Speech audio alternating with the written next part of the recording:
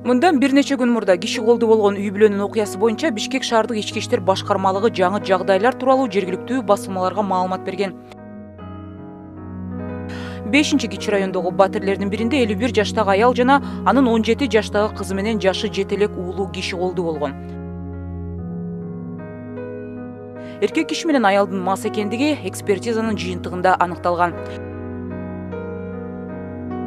Шектүү мурда соттолгон эмес. Жогорку кеңештин депутаты болуу үчүн шайлоого катышкан, күрөш менен машыгып келген. Кошуналар ал күнү эмерек жылдырылгандай үн, буюмдардын кулаганын, кыйкырыкты укканы менен ага маани берген эмес. Кыз терезеден секиргенде автоунаанын сигнализациясынын добушу да угулган. Милиция жарандарды мындай учурларда кайдыгер болбой реакция кылып, өз учурунда маалымдоого чакырат.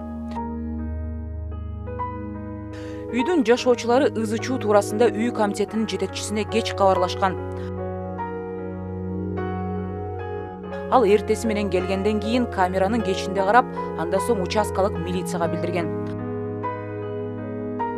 Ал келип баарын көрүп, нөөмөтчүгө жана өзгөчө кырдаалдар министрлигине кабарлаган.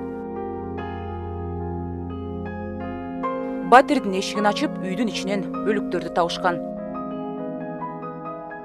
Милициянын маалыматында шектүүнүн өзүнүн батиринен табышканда ашыкча аракеттерди жасаган эмес, өзүн кадырес алып жүргөн.